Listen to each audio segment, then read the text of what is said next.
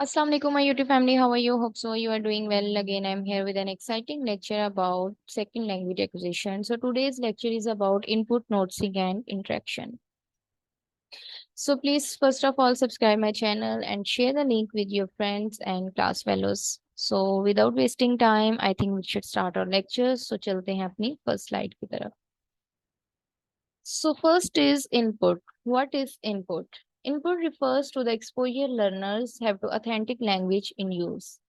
This can be from various sources, including the teacher, other learners, and the environment around the learners. What is input?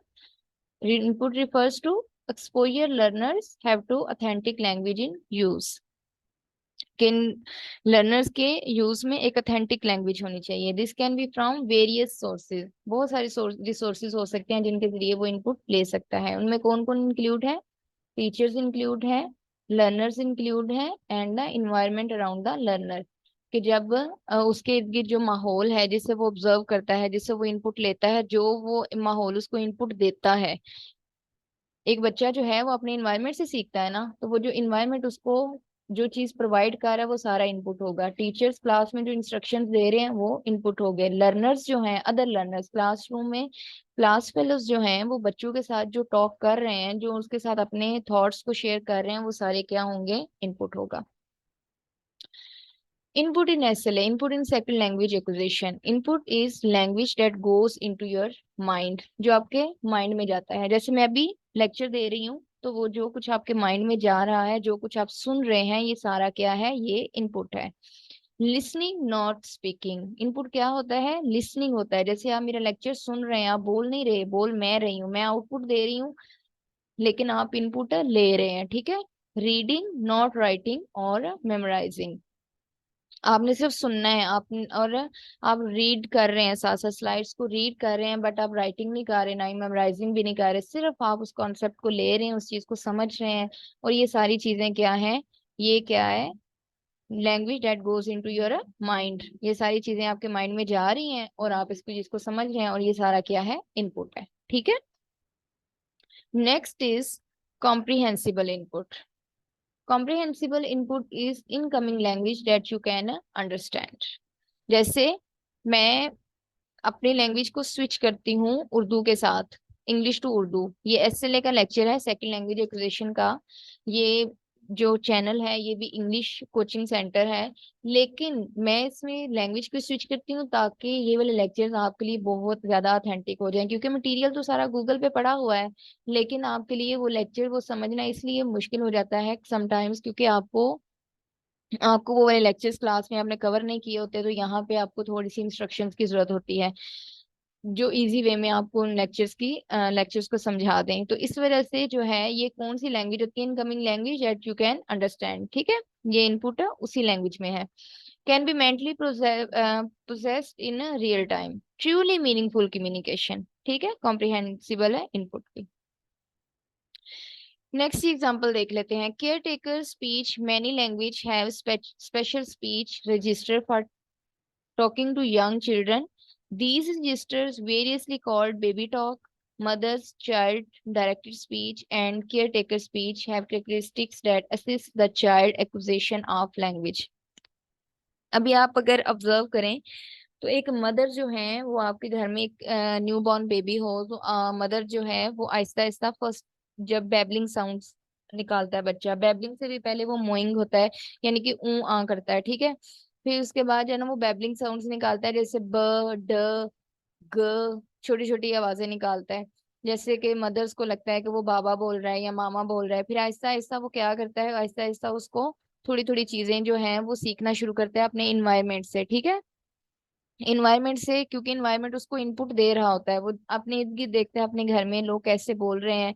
पानी को अगर आप देखें तो जो है ना वो बोलेंगे कि माँ, या पानी को वाटर को बोलेंगे वाटा. ठीक है. बाबा, मामा. मतलब ये छोटी छोटी लैंग्वेज होती हैं, ये जो स्पीच रजिस्टर होते हैं, जो के बेबी टॉक होती है, ठीक है। अगर आपने मदर्स को देखा तो ये सारा इनपुट होता है जो कि वो अपने बच्चे को दे रहे होते हैं, और वो बच्चा इनपुट ले रहा होता है, और इसी तरह वो लैंग्वेज को एक्वायर करने की कोशिश करता है, लैंग्वेज सीखता है। अगर आप सेकंड लैंग्वेज एक्विजिशन के स्टूडेंट हैं तो आपको पता होगा कि फर्स्ट लैंग्वेज होती है वो हमेशा एक्वायरिंग होती है। फर्स्ट लैंग्वेज हमेशा बच्चा एक्वायर करता है अपने एनवायरनमेंट से, अपने केयर टेकर से, अपनी मदर से, पेरेंट्स से, ठीक है।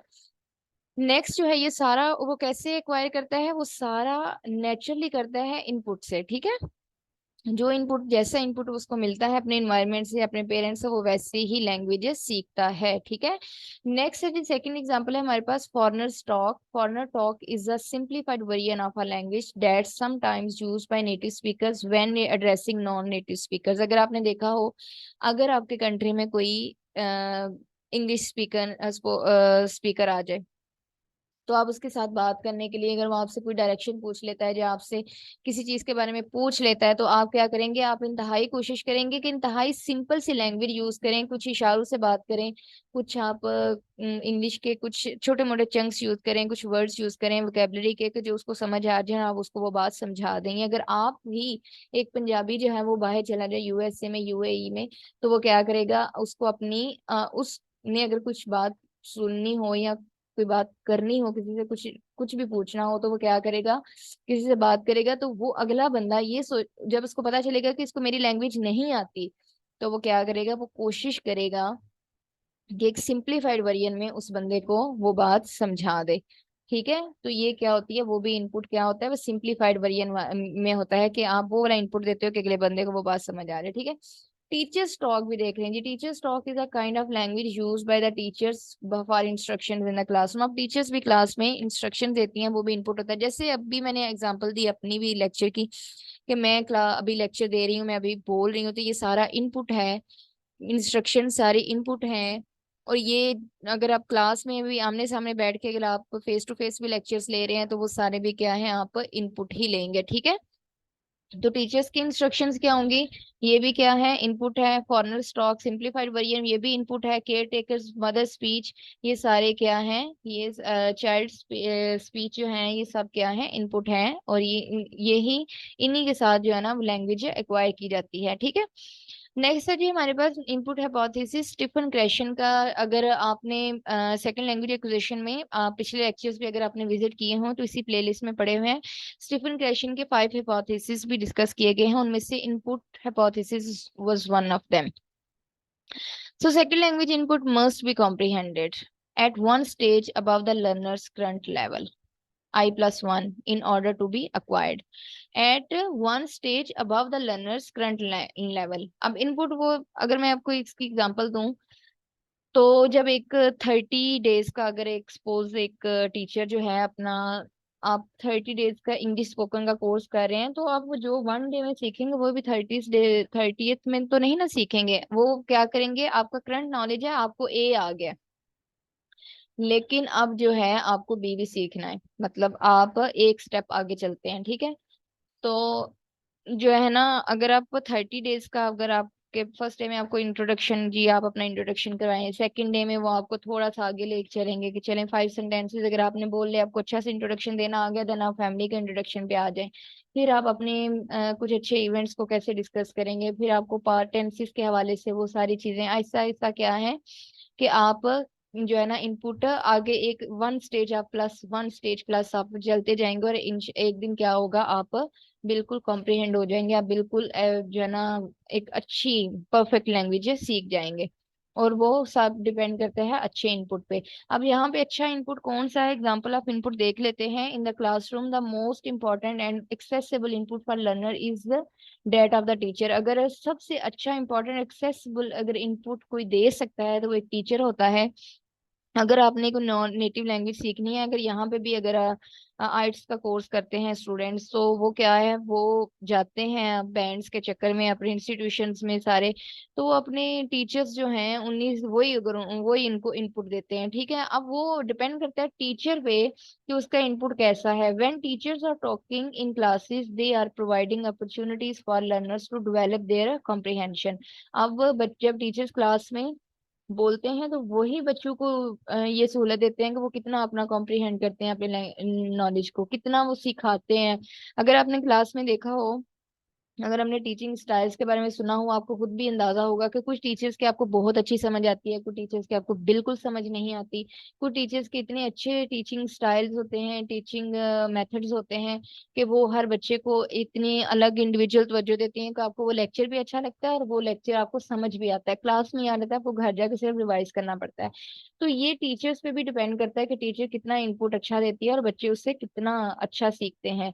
Teachers can optimize this opportunity by choosing the right level of complexity of vocabulary। अगर आप लैंग्वेज की टीचर हैं तो एज अ लैंग्वेज टीचर जब आप 30 डेज का इंग्लिश स्पोकन का कोर्स करवा रहे हैं तो आपको क्या करना है।